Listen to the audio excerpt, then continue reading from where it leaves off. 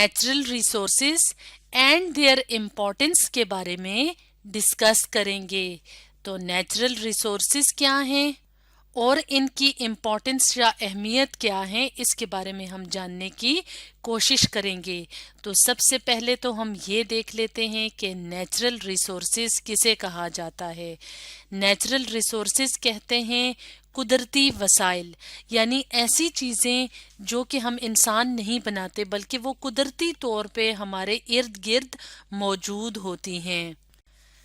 मिसाल के तौर पे ज़मीन है जिसे सॉइल कहा जाता है, फॉरेस्ट्स हैं जिन्हें जंगलात कहा जाता है। तो अगर हम यहाँ पे इस तस्वीर में देखें तो हमें फॉरेस्ट या जंगल नज़र आ रहा है। इसके अलावा सॉइल यानी जो ज़मीन होती है, जो मिट्टी होती है, वो भी क्या है, हमारे लिए नेचुरल रिसोर्स है या कुदरती ज़रिया है।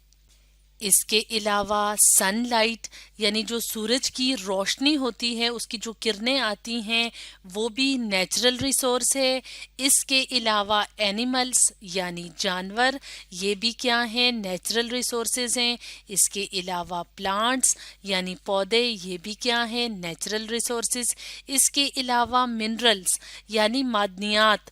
मादनियात क्या होते हैं, ज़मीन के अंदर छुपे हुए खास सब्सटेंसेस, खास चीज़ें। जैसे हम इस तस्वीर में मिनरल्स देख रहे हैं, मुख्तलिफ किस्म के पत्थर होते हैं जो कि कीमती पत्थर होते हैं, जैसे कि डायमंड होता है, हीरा।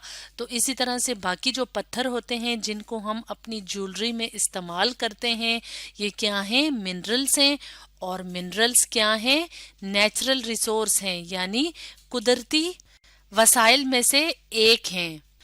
अब हम ये देखेंगे कि नेचुरल रिसोर्सेज के हमें क्या क्या फ़ायदे हैं, यानी हम इंसान जो हैं वो नेचुरल रिसोर्सेज से किस किस तरह से फ़ायदा लेते हैं।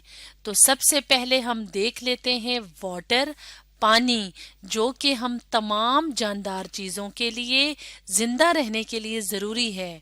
जानदार चीज़ें जैसे कि एनिमल्स हैं, प्लांट्स हैं, हम इंसान हैं, तो हम तमाम इंसानों को, जानवरों को, पौधों को ज़िंदा रहने के लिए पानी की ज़रूरत होती है। और पानी क्या है, एक नेचुरल रिसोर्स है। तो अगर हम अपनी बात करें, इंसानों की बात करें, तो हम पानी को मुख्तलिफ तरीक़ों से इस्तेमाल करते हैं। हम अपनी रोज़मर्रा ज़िंदगी में पानी को बाथिंग यानी नहाने के लिए इस्तेमाल करते हैं, वॉशिंग यानी धोने के मकसद के लिए इस्तेमाल करते हैं। इसके अलावा ड्रिंकिंग यानी पीने के लिए भी हम पानी का इस्तेमाल करते हैं। तो हम अपने सामने यहाँ पे इन तस्वीरों की मदद से भी देख लेते हैं।